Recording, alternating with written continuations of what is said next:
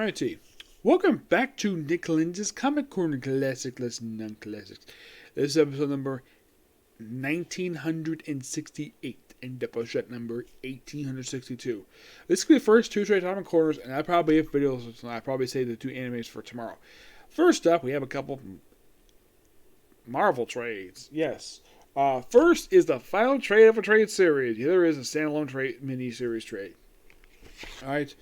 First up, we have The Astonishing Ant-Man, Volume 3, The Trial of Ant-Man, collecting issues, the final 4 issues of The Astonishing Ant-Man ongoing series, 10 to 13. This book also included Guardians Team Up number 7, which is the 4th to last issue of that short-lived series. Yeah, only last 10 issues. Yep. Now, simply put, basically, these issues are mostly followed with a little of the annual, which had now basically now here's the strange thing about these issues. Despite the fact now the way this trade is collected, it seems like we're missing pages this one because we don't really see much of Scott Lang's time in prison. His second stint in prison he had. We do see an explanation of how he got there per se. Yeah, due to the fact he broke into Cross International. Oh, Cross Enterprise, excuse me. So basically, him and his security forces basically break into things, steal a bunch of equipment, and all of scot-free. And of course, he goes also rescues his daughter, and he's the only one who's arrested. The only one. None of his people work with him. Not even the Beetle, who actually gets prosecuted this damn thing, which seems quite strange. By the way, his lawyer is She-Hulk, which smart move, the expense for doing that part. Yep. Excuse me. The book is drawn. The artwork is done by. Pretty much all the issues are mostly done by Roman Rosas, with this one co-does the artwork with Brent Shukuru, issues 12 and 13. In case you're curious though, Guardian Team 7 is not done by Nick Spencer. My only guess is the reason why they included him here because I think they're running a little short. They probably include something to make it a little bit thinner because maybe it was a little too thick with the 4 issues. So I figured out why not include him. Plus, also it's a story that features Ant-Man. So they go on trial. We also see something that basically also happened in the Ant movie. Now, we do see return of, get this.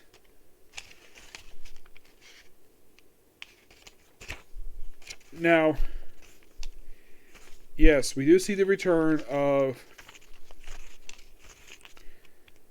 like we did see him in the annual. Of course, you have Darren Cross here with his cousin. Yes, that's his cousin. That's actually Crossfire. A Hawkeye villain. Yes, seriously. Oh yeah, because of the break-in, his security firm has basically been shut down. Yeah, shut down, auction off. Yeah. So, a little romantic stuff between Scott and Darla. And of course, he talked to his lawyer. Now, in the case of course, they also bring up the stuff here with Fantastic Four. This actually, to mention the whole thing about Scott Lang's time with this first Fantastic Four, that's when Matt Fraction wrote the book. Yes, Matt Fraction, of course, ex-girlfriend shows up. And then we see return of Elias Starr, a.k.a. Egghead, the arch nemesis of Hank Pym. We also have this weird bit here where he spits on Darren Cross. Darren Cross apparently doesn't like that, but he doesn't... Like, why the heck would Egghead spit him? Yeah, this makes me think he just wipes off his chin like it's nothing. He's like, come on, let's go. Yeah. So, by the way, Augustin Cross, who was Darren Cross's son, basically is brought there. And, of course, Scott does explain about the whole testimony. Of course, apparently Peggy's still written like, oh, she doesn't want him involved with, I think it's like Babby involved with her father, who was a superhero. But not really. And then, of course, we have a follow-up to the Ant-Man annual, which revealed the fact Egghead was freaking alive. I'm not sure why that Nick Spencer brought him back for. He'd been dead since the 80s. So, why the heck bring him back for? I don't know. If I get a chance to Nick Spencer, I'll ask him that. We have this layaway department. Formerly, basically, Shield Department has, get this, you would not believe what they have in here. We have a head of a Sentinel. We have a Dr. Robot. The Spidey-Mobile. Yes, the Spidey-Mobile. We also have Thor's axe thing, which I'm not sure why it's there, the Destroyer armor, the old Fantastic Four bathtub. Yeah, you see it floating there? Let's see. We see Annie Awesome Android. We see Iron Man armor. It's like, wow. And the whole thing is, oh, let's get our hands on old Hank Pym Ant-Man helmet. Hank Pym this period of time is still dead. Well, with Ultron is. Yeah. And what's that helmet? An old laboratory of of Hank Pym. So basically, like on that field trip, so they show off this particular suit that can absorb, Pym particles. And what is it? A Yellow Jacket suit. Now, here's kind of the thing. I have a theory of why Nick Spencer did this. Why he had Darren Cross, who is, quite frankly, the only known bad guy in Scott Lang's Rogues Gallery. Why did he have him do this in the second to last issue of the series? Well, there's a reason why. Because he wore this suit in the movie. That's it. That's the only thing I could think of. And then we come to the final issue of the series, which, when I saw this, I'm like, oh no, we're canceling this book of 13 issues. I remember this very well, because I was reading this list, and I'm like, yeah.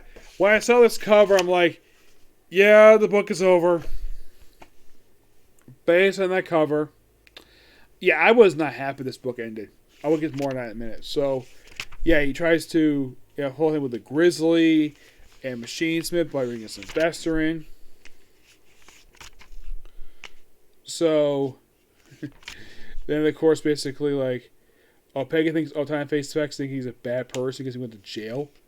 So he puts on the suit, shows us it works.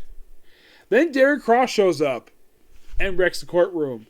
Takes her out with his little stinger things, which, yes, he had these in the movie, so I have seen that movie, so that's something there. So, then we have this. Thing rings, do your thing. That is a reference to an old TV show from the 80s. It was a Thing cartoon where Ben Grimm says, Thing ring, do your thing. I wonder if that's a reference to that. I'm sure probably is. You have the Grizzly, Machine Smith, Miss Thing, She-Hulk, and of course, Scott Lang Ant-Man versus Darren Cross, who is Yellow Jacket, and Egghead. Yeah, Machine Smith take on Egghead. A character created by Stan Lee. I think Machine was I think he's a Jerry Conway creation. I know Grizzly is. Let's see.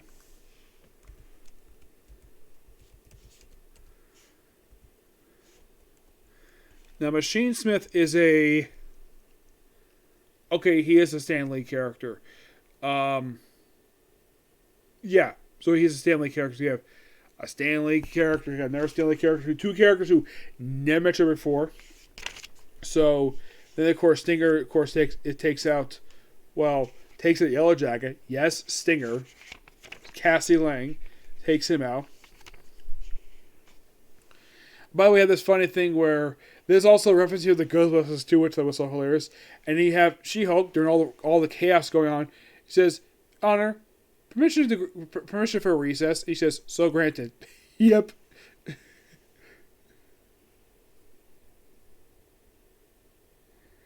Yeah, and of course you guys I think I'll agree recess in order to call. No. Every time there's some good or bull crap. At least second time.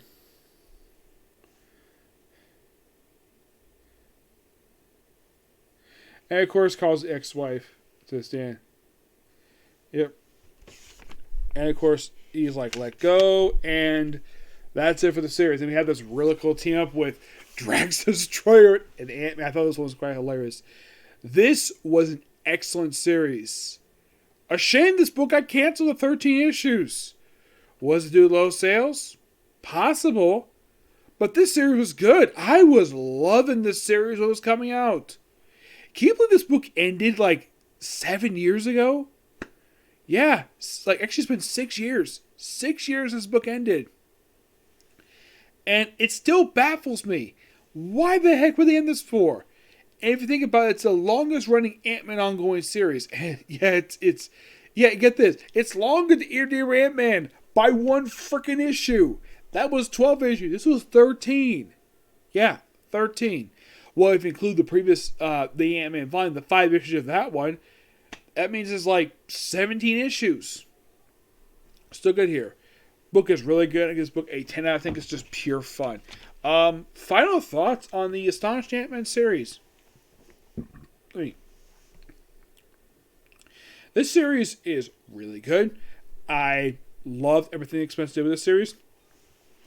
Now, yes, this basically would end about a year prior to the controversial thing that was Secret Empire. But despite that, this was a damn good series. Yeah, this is definitely a series that, well, when it first originally was released as just Ant-Man back in 2015, got a lot of praise due to, well, there was a lot of comparisons to the Matt Fraction Hawkeye run, which, by the way, ended this very same year. Well, the final issue was released anyways. Had all the freaking delays for the damn book. But I never counted anything wrong with this series. No bad issue in all 17 issues. The one annual and one issue this book had. And here's kind of the dumb thing about this book. This book is nearly out of print for some reason, and you can never find this book at Barnes & Noble. Yeah, you go to Barnes & Noble, look for an Ant-Man book, all you find is a Zeb Wells book that came out about five years. That came out, I think it was like 2019, I think it was. Yeah, that's the most recent thing I have for Ant-Man. I mean, nothing from Nick Spencer's run. Nothing. Is this one terrible? No. Oh, in case you're curious though, would Nick Spencer ever write Scott Lang ever again after this? Yes, he did. In an issue of Sam Wilson Captain America. Yep. And if you're curious though, what books do you do after this one? So I have a Captain America book, and of course, the controversial thing that was Secret Empire. He also did a very fantastic run, Amazing Spider-Man. They got tons of praise. I loved every issue of that book. It felt like an Amazing Spider-Man book, basically back to basics. Yep. But as of currently, I don't think he's working anything.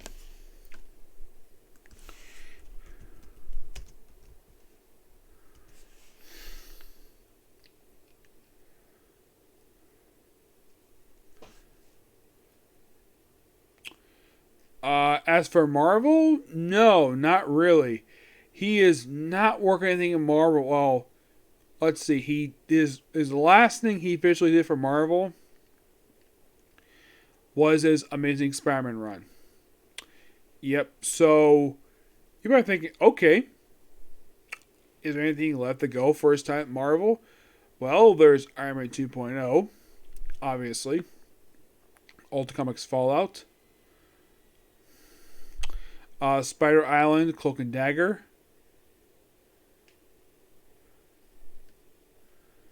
Well, in the case of Spider-Man stuff, that's all done. Ant-Man run, done. So, not a lot left, per se. So, like I said, most of there's Iron Man 2.0, Ultra Comics Fallout, Spider Island, Cloak and Dagger, and that's it. That's really it. I'd say about 3 or 4 books left to go for him. But I've covered a majority of his time at Marvel now. Yep. It was something quite different. We have a book that came out during an event that came out just last year. We have Symbiote Spider-Man, King in Black. Yeah, a tie-in book that came back. That book is set back in the 80s. Written by Peter David, art by Greg Land. In this book, the Symbiote Spider-Man, that's of course during the time when Spider-Man was host to the Venom symbiote. This book he runs into Rocky Raccoon for the first time before he runs the present day. Black Knight, Monica Rambeau, which he does know her because he met her back in the Amazing Spider-Man number 16. Of course, also here with the Watcher as well. Now, the King in Black stuff is definitely here, but this is basically called influencing some stuff here. And I gotta admit, this actually is a really damn good miniseries. Can you believe this is the 4th one released under the Symbiote Spider-Man series of his meta series? Because, yeah, this is the fourth one. Because I reviewed the original one and Alien Reality. Crossroads, I have not reviewed just yet. But why haven't got that one yet? I just have it. So, in this book, we have Spider-Man. Well, we also have a thing in here where Spider-Man calls us a group to fight the terrorists of the universe, like Guardians of the Galaxy. And Raccoon loves it. And by the end of the book, everybody's memory is wiped of this whole entire event. Well, for good reason. Preserve history, because Spider-Man himself never joins Guardians of the Galaxy. It's just a group that he's part of, and the whole events of this book is basically wiped from his mind. Strangely enough, Felicia Hardy is not featured in this series. Nope, she isn't. It's kind of weird, the fact that we have the Watcher here and Kang, two characters who never really counted before. We also got Creature Mr. E. We got the Black Knight showing up, which, if you're thinking, when was the first time I met Black Knight? I don't remember. Plus, I can tell this is definitely the 80s, because that's Raccoon's look from the 80s, because currently it's a completely different attire. Plus, I love the fact they actually kept this style of dialogue here, this raspy style stuff they do from when he was published back, even currently. Just a really damn good book. Nothing terrible about it. It's nice to see Monica Rambeau written a book by Peter David for a change.